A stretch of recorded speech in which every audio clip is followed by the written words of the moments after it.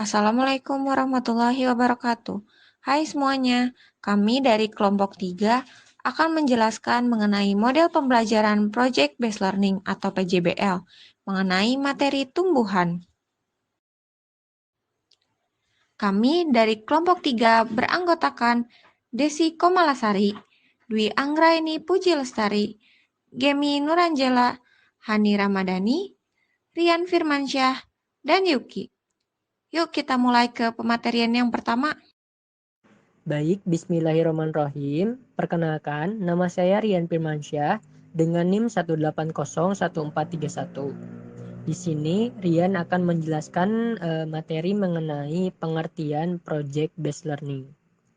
Nah, menurut Thomas dan kawan-kawan, pada tahun 1999 dalam Wina pada tahun 2010 menyebutkan bahwa Project Based Learning merupakan model pembelajaran yang memberikan kesempatan pada guru untuk mengelola pembelajaran di kelas dengan melibatkan kerja proyek.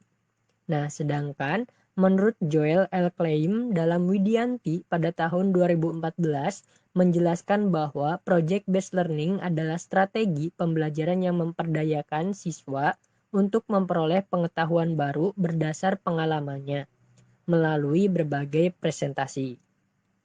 Nah, dari kedua pengertian di atas, maka dapat disimpulkan bahwa Project Based Learning adalah strategi pembelajaran yang memperdayakan siswa untuk memperoleh pengetahuan baru dengan tugas proyek yang diberikan oleh guru di dalam kelas.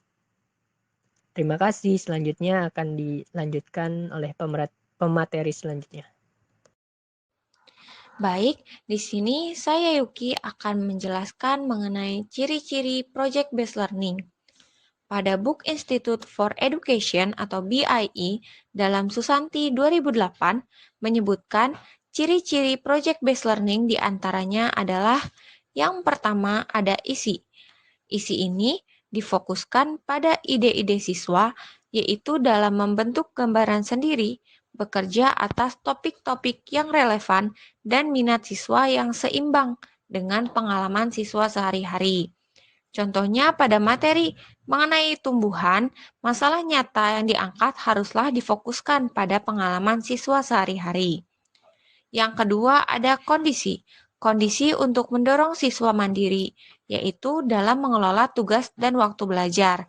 Sehingga dalam belajar materi tumbuhan ini, siswa mencari sumber informasi secara mandiri dari berbagai referensi seperti buku maupun internet. Yang ketiga ada aktivitas. Aktivitas adalah suatu strategi yang efektif dan menarik, yaitu dalam mencari jawaban atas pertanyaan-pertanyaan dan memecahkan masalah-masalah menggunakan kecakapan. Aktivitas juga merupakan bangunan dalam menggagas pengetahuan siswa, dalam mentransfer dan menyimpan informasi dengan mudah. Pada materi tumbuhan ini, siswa dituntut untuk aktif menggunakan kecakapan untuk memecahkan masalah dan berbagai tujuan belajar yang ingin dicapai. Dilihat dari kegiatan pembelajaran dalam silabus, materi tumbuhan sangat menekankan pada aktivitas siswa. Yang keempat itu ada hasil. Hasil di sini adalah penerapan hasil yang produktif dalam membantu siswa mengembangkan kecakapan belajar dan mengintegrasikan dalam belajar yang sempurna, termasuk ke dalam strategi dan juga kemampuan untuk mempergunakan kognitif strategi pemecahan masalah. Juga termasuk kecakapan tertentu, disposisi, sikap, dan kepercayaan yang dihubungkan dengan pekerjaan produktif, sehingga secara efektif dapat menyempurnakan tujuan yang sulit untuk dicapai dengan model-model pembelajaran yang lain. Assalamualaikum warahmatullahi wabarakatuh. Sebelumnya izin memperkenalkan terlebih dahulu, nama saya Desi Komalasari dengan NIM 1802102. Saya dari kelas 6B PGSD. Nah, sebelumnya telah mempelajari ciri-ciri dari Project Based Learning. Sekarang, Desi akan menjelaskan tentang karakteristik Project Based Learning menurut Kemendikbud dalam Mariani dan Fatmawati pada tahun 2015. Nah, yang pertama, model ini memunculkan suatu permasalahan yang diajukan pada siswa. Jadi, dalam project based learning ini siswa dituntut untuk mengajukan suatu permasalahan yang hendak akan dijadikan sebuah project. Nah, yang kedua, siswa secara kolaboratif dengan teman sebayanya untuk bertanggung jawab terhadap pengelolaan dan mengakses informasi dalam rangka untuk pemecahan masalah. Di sini anak dalam kelompoknya bekerja sama secara kolaboratif atau bersama-sama dalam pengaksesan informasi ataupun pemecahan masalah tentang proyek yang sedang dilakukannya. Yang ketiga, ada siswa melakukan refleksi mengenai kegiatan yang dilakukan secara berkala. Di sini siswa atau secara berkelompoknya melakukan refleksi tentang kegiatan yang sedang dilakukan atau tentang proyek yang sedang dilakukannya untuk perbaikan di kemudian harinya. Yang keempat, situasi dalam pembelajaran ini sangat menghargai tentang kesalahan dan perubahan. Jadi jika ada kesalahan dan perubahan, maka bisa diatasi. Yang kelima, siswa membuat suatu keputusan mengenai kerangka kerja yang akan dilakukan. Di sini siswa memutuskan tentang apa yang hendak dicapainya atau membuat keputusan untuk sebuah proyeknya. Yang keenam, siswa mendesain suatu proses yang digunakan untuk menentukan penyelesaian atau masalah maupun tantangan yang diajukan oleh guru. Di sini siswa dengan kelompoknya mendesain suatu proyek dengan menyelesaikan masalah proyek tersebut yang telah diberikan oleh gurunya tersebut. Yang ketujuh, proses evaluasi dalam model pembelajaran project based learning dilakukan secara berkelanjutan atau dalam evaluasi ini akan diadakannya suatu evaluasi untuk di kemudian hari jika dilakukannya proyek kembali. Selanjutnya, hasil akhir dari kegiatan belajar siswa akan dilakukan penilaian secara kualitatif. Nah, hasil akhir dari karakteristik project based learning ini atau project based learning, hasil akhirnya yaitu dilakukannya penilaian secara kualitatif atau menurut dengan kualitas. Cukup sekian materi dari Desi. Wassalamualaikum warahmatullahi wabarakatuh. Sebelumnya, perkenalkan nama saya Dwi Anggreni Pujalestari dengan NIM 1801459. Di sini saya akan membahas sedikit tentang prinsip model pembelajaran project based learning atau pembelajaran berbasis project.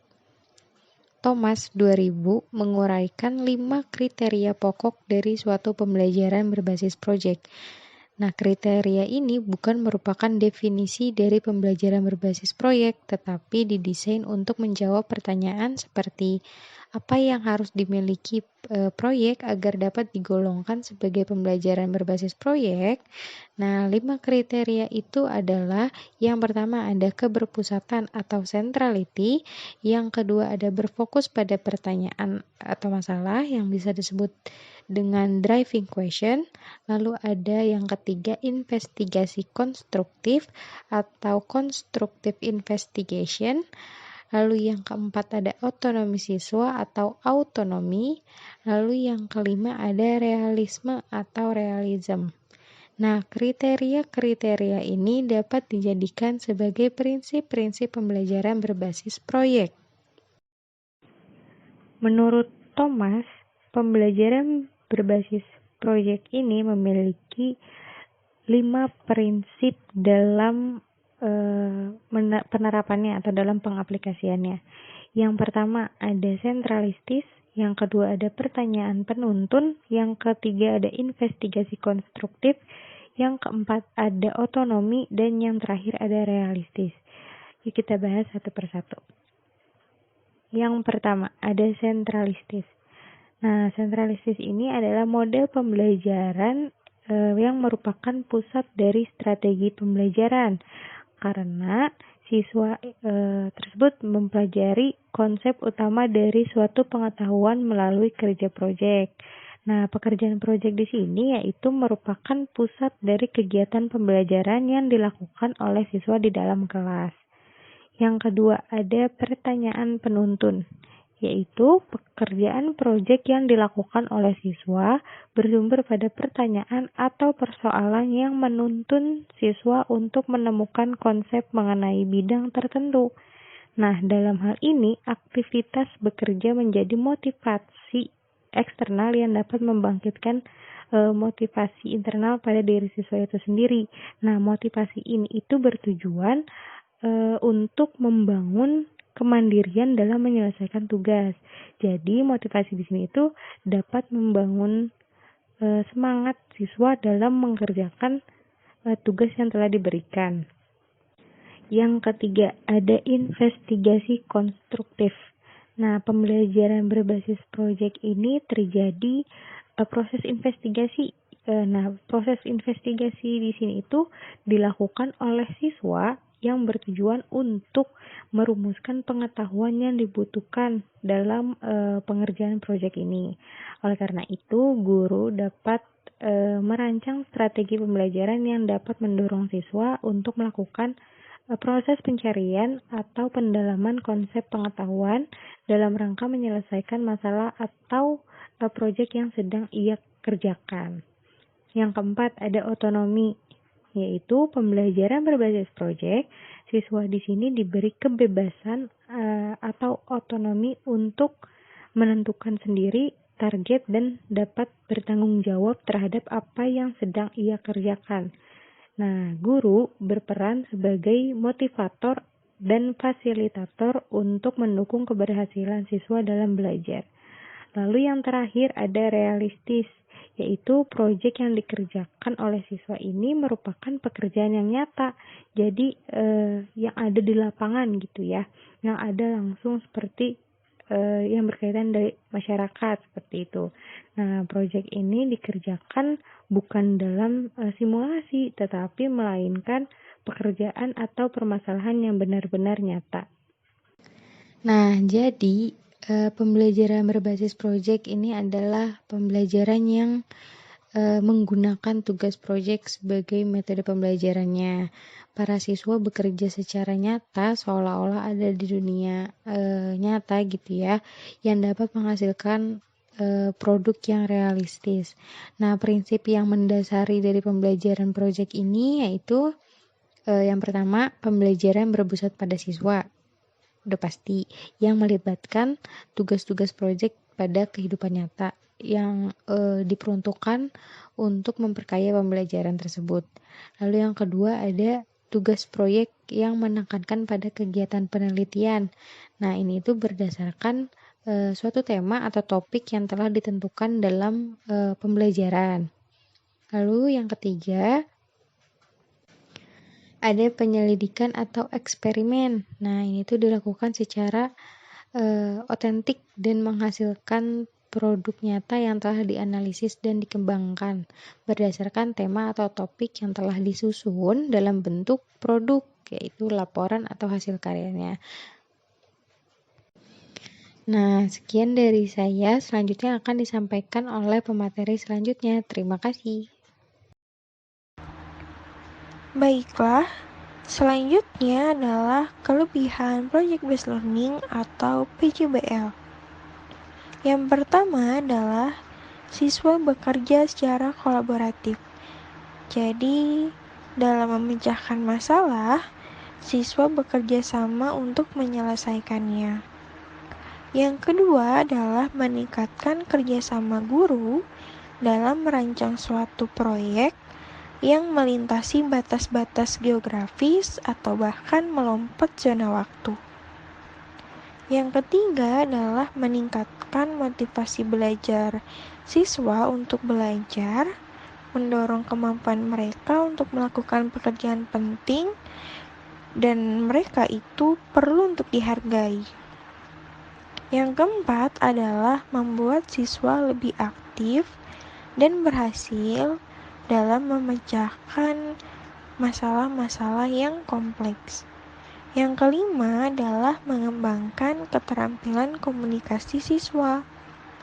Yang keenam adalah memberi pengalaman dan mengorganisasi proyek dan membuat alokasi waktu serta sumber-sumber lain seperti perlengkapan untuk menyelesaikan tugas. Yang ketujuh adalah menyediakan pengalaman belajar yang melibatkan siswa secara kompleks dan dirancang untuk berkembang sesuai dengan dunia nyata.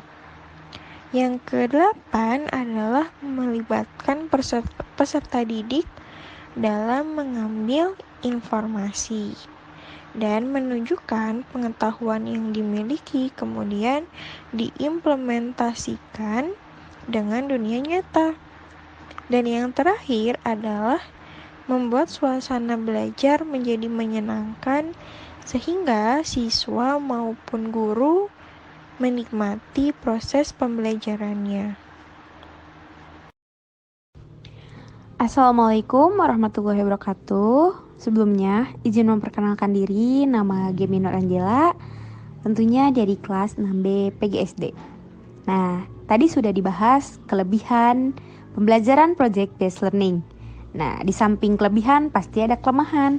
Nah, di sini saya akan menjelaskan kelemahan pembelajaran project based learning. Yang pertama yaitu kita memerlukan banyak waktu untuk menyelesaikan masalah. Yang kedua, kita membutuhkan biaya yang cukup banyak. Karena pastinya kita butuh handphone ataupun laptop dan kuota juga untuk melaksanakan pembelajaran project based learning agar berjalan dengan lancar.